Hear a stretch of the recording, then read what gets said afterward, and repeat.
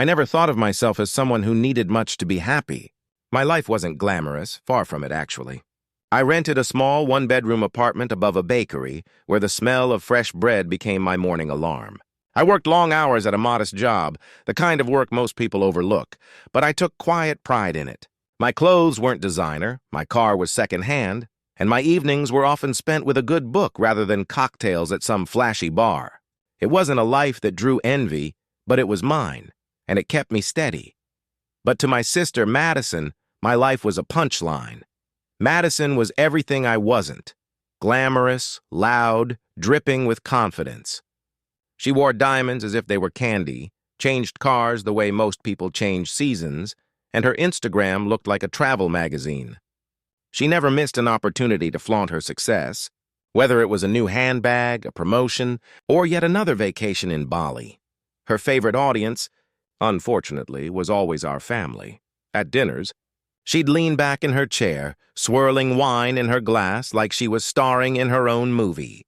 "You really should do something with your life," she'd tell me, smiling sweetly, but loud enough for everyone to hear. "I mean, aren't you tired of all this?" Her manicured hand would gesture vaguely toward me, my plain sweater, my lack of stories about networking events or glamorous trips. Laughter would ripple around the table, sometimes nervous, sometimes genuine, but it always landed on me like a weight. Our parents didn't exactly help. They admired Madison's boldness, her success, the way she seemed to climb higher every year. When she entered the room, they lit up as if the sun had arrived. With me, it was different. My accomplishments were brushed aside, small nods at best. If Madison's new job was a fireworks show, my steady paycheck was a candle in the corner, flickering, forgettable. I'd hear the word empty whispered more times than I'd like to admit. "She lives such an empty life," my mother once told an aunt over the phone, thinking I couldn't hear. "No ambition, no sparkle, she's nice, but what does she have?" Those words etched themselves into me. Empty. As if all the hours I worked, the quiet joys I found in simple things meant nothing. And yet, through it all, there was Grandpa. He never treated me like I was less. When Madison was showing off her new luxury bag, Grandpa would turn to me and ask about the book I was reading. When our parents boasted about Madison's salary, he'd gently squeeze my hand under the table and whisper, "You've got something she doesn't. Heart." I didn't fully understand what he meant then, but his belief in me was the only shield I had against the storm of comparisons. Still, even with Grandpa in my corner, there was no denying the label had stuck. To the world, and especially to my sister, I was the girl with the empty life. Family gatherings had become a stage play, and I was always cast as the background character. Madison, of course, was the star. She thrived in the spotlight, basking in the admiration of relatives who clung to her every word. If I spoke, the conversation drifted back to her within seconds, as though gravity itself bent in her favor. One evening, during a family dinner at my parents' house, the cycle reached a new low.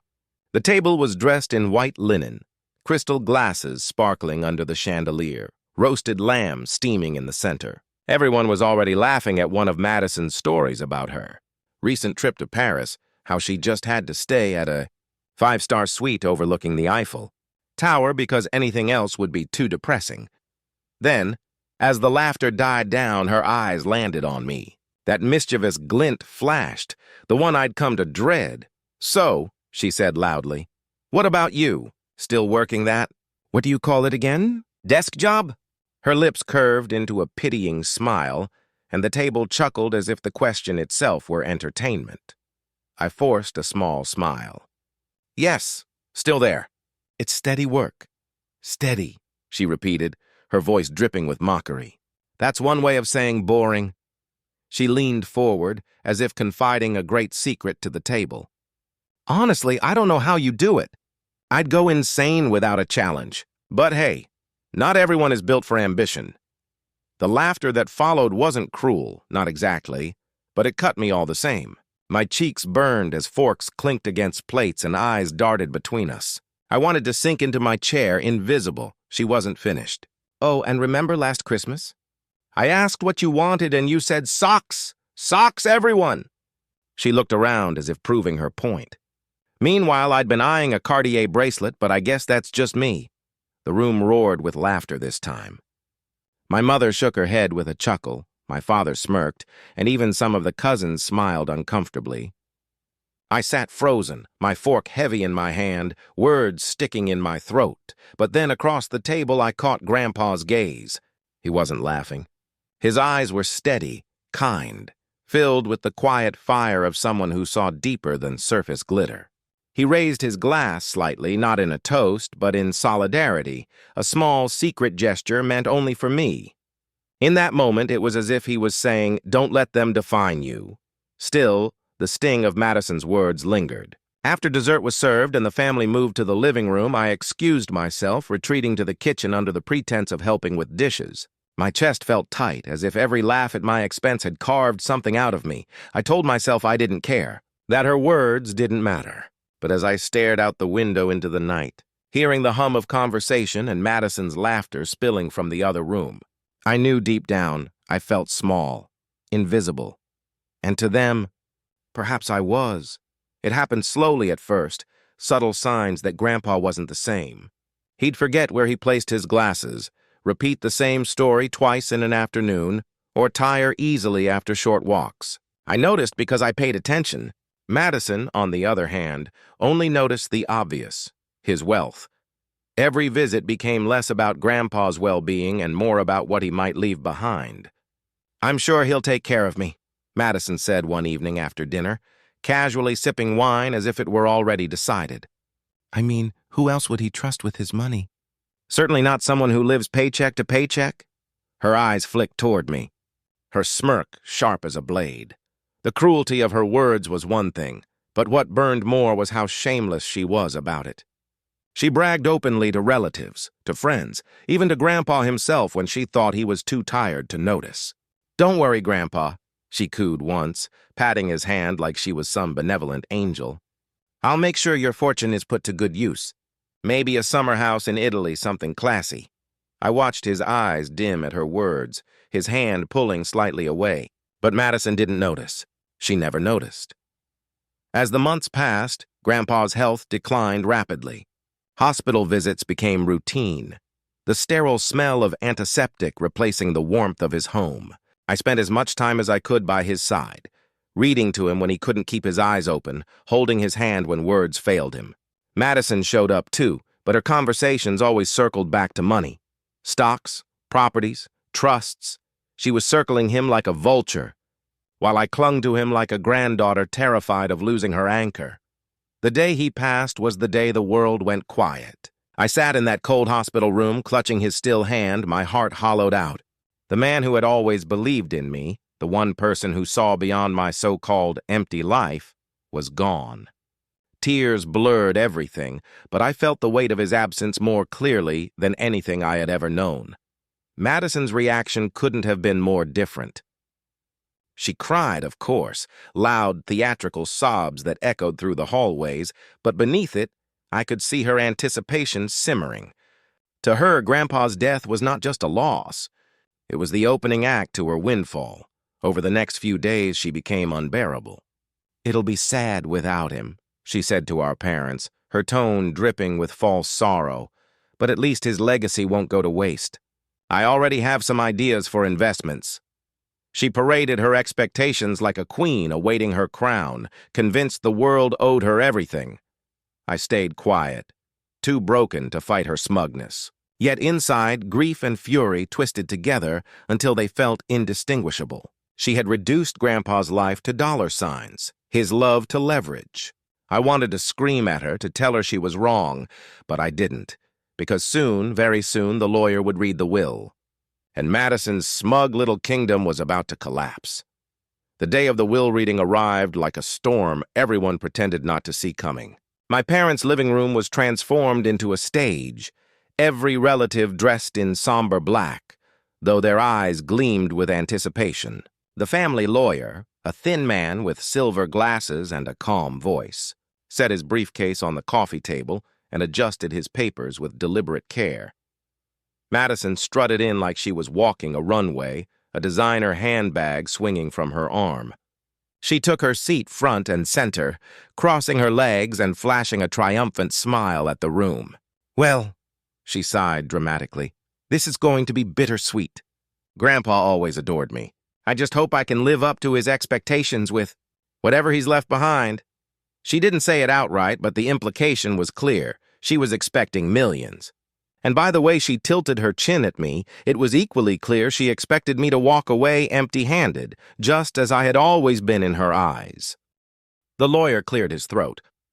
"We are gathered today to honor the wishes of Mr. William Harris." His tone was steady, almost ceremonial.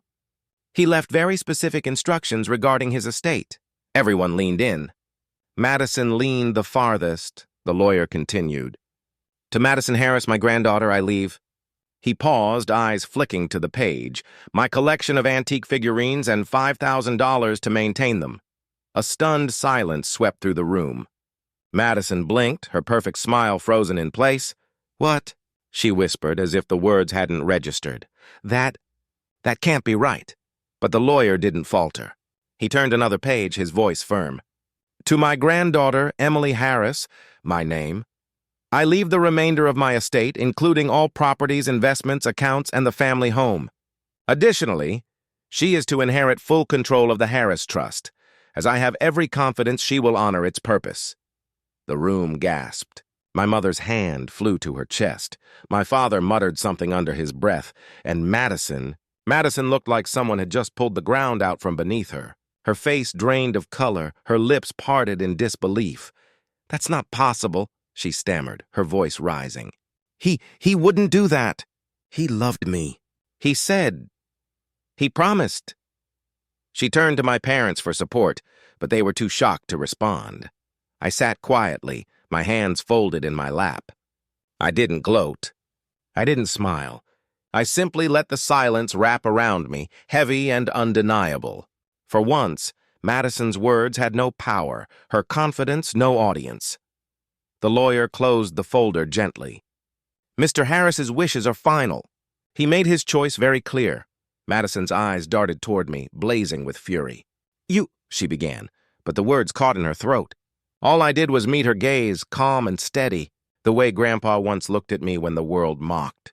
And in that silence, she burned. The room buzzed with disbelief, but Madison's voice cut through louder than anyone else's. "This is a mistake!" she shouted, her manicured hands slamming against the table. There's no way Grandpa would leave everything to her. She doesn't know the first thing about managing money, let alone the Harris Trust. She can't even manage her own life.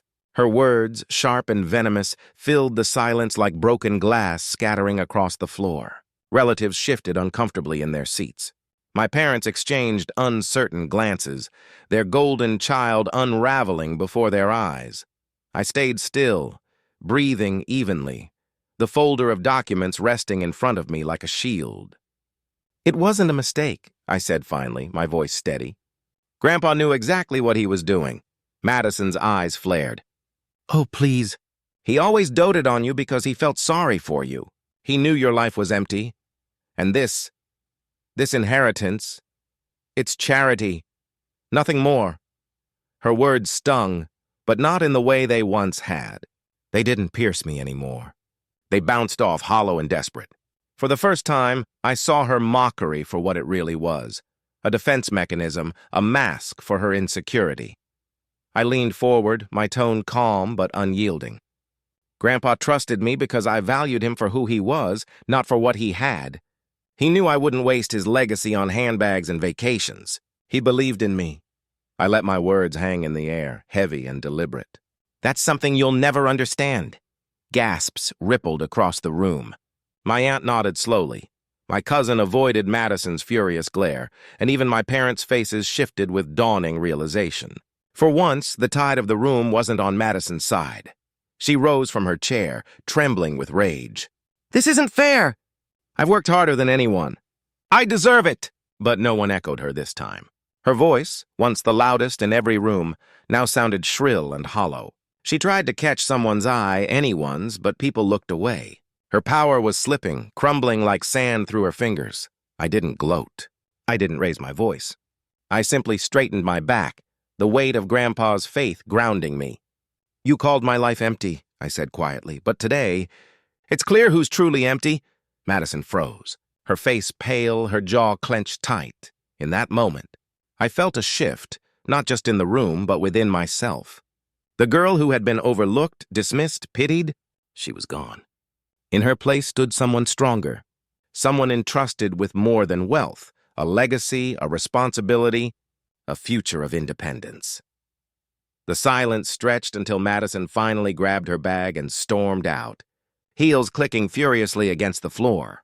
The door slammed behind her, leaving only the echo of her downfall. And in that echo, I found something I'd never had before: vindication. The days after the will reading were strangely quiet. For years, Madison's voice had filled every corner of our family gatherings, her stories, her boasts, her endless self-promotion. Now there was silence. No more grand declarations about promotions or luxury trips, no more digs about my empty life. She had vanished into the background, just as I once had. I didn't hear from her for weeks. Rumors trickled through relatives, angry phone calls, attempts to contest the will, outbursts at friends who no longer applauded her as they once did. Her glittering reputation had cracked, and people were beginning to see what I had always known. Beneath the shine, there was nothing solid. Madison wasn't envied anymore. She was pitied. Meanwhile, my world began to transform. Grandpa's legacy wasn't just about the money, though the security it provided was life-changing. It was about the freedom it gave me, the chance to build, to grow, to live without fear of judgment. I moved into the family home, not as some trophy, but as a caretaker of the memories within those walls. I found myself in Grandpa's study often, running my fingers over the spines of his books, sitting at the desk where he had drafted letters and notes. It felt like he was still there, guiding me. The Harris Trust, once just a distant phrase Madison threw around, became my responsibility. It was overwhelming at first. Investments, properties, decisions with weight and consequence. But with every meeting, every choice, I felt myself stepping into a role I hadn't realized I was ready for. Grandpa had trusted me, and slowly I began to trust myself. At family dinners now, the conversation shifted. Relatives asked me questions, sought my input, respected my answers. My parents, once so dazzled by Madison's shine, began to look at me differently, not with pity, not with disappointment, but with something closer to pride. It was bittersweet, because part of me wished Grandpa were still there to see it. But I carried his belief in me like a compass. And yet, despite everything, I didn't hate Madison. Not truly. I pitied her, too. She had spent her life chasing glitter, ignoring the substance that really mattered. She thought Grandpa's love was measured in dollar signs, when in truth it was measured in trust, in understanding, in seeing someone's heart. That's why she lost. Late one night, as I stood on the porch of the family home, the wind brushing against my face, I whispered into the darkness, "Thank you." "Grandpa," my voice wavered, but my heart felt steady. He had given me more than wealth. He had given me dignity. Madison once said I lived an empty life, but as I looked out over the land that was now mine to care for, the home filled with history and love, and the future I was free to shape, I realized the truth. The emptiness had never been mine. It had always been hers.